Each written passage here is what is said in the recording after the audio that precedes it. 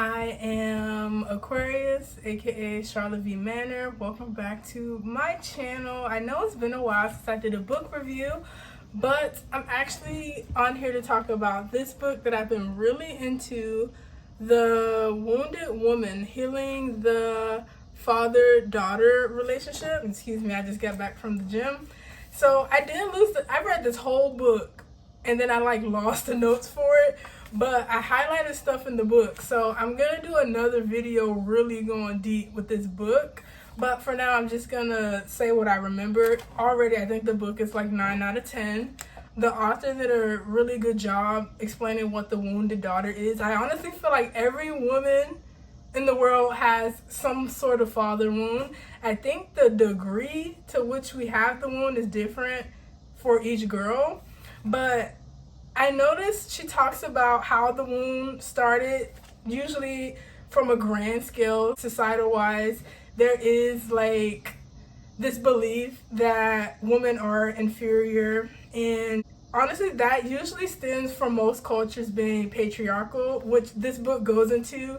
But I really wanted to focus on the sacrifice of the daughter, because there's a story in every culture about sacrificing a daughter, which I found was really interesting, because that's the essence of the daughter wound: feeling abandoned, feeling exploited or sold out by your father figure, either if it's individual or collective scale, which is what fascinated me, because they're like, even if you don't have a negative experience with your biological father, chances are you have one with the system of patriarchy, which acts like a very stern father or something like that. So the book goes really deep into that, and then it talks about how there are two ways that women usually react to being exploited, abandoned, or ignored by the father.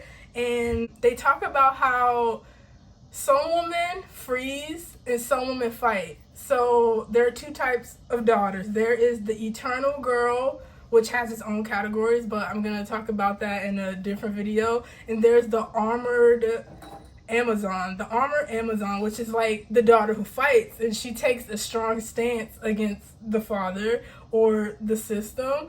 And I really like how she divides the categories, because she's like, you can rebel in a way that's giving in to the patriarchy because you're going to sabotage it from within, or you can rebel by fighting against the patriarchy and being exiled from it but still having an effect on it. So I like how they're able to say, like, hey, even if you're like more docile, no woman's ever just not being affected by the all-consuming father or the patriarchy.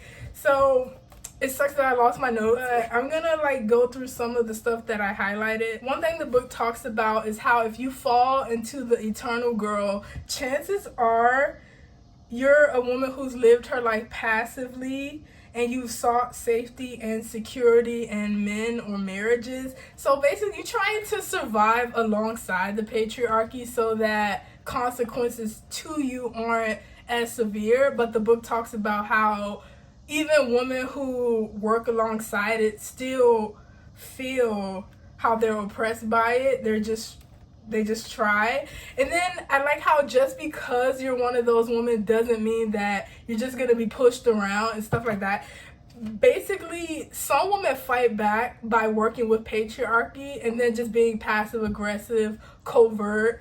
And it talks about how a lot of women use their presentation of being inferior to their advantage, and some women let it consume them, which leads to self-deletion. So the book really goes deep about how these wounds affect us, and even if we don't act the same, in the end, self-annihilation can be a result, whether you're the dutiful daughter, you're the daughter who listens to the father figure, or if you rebel against it.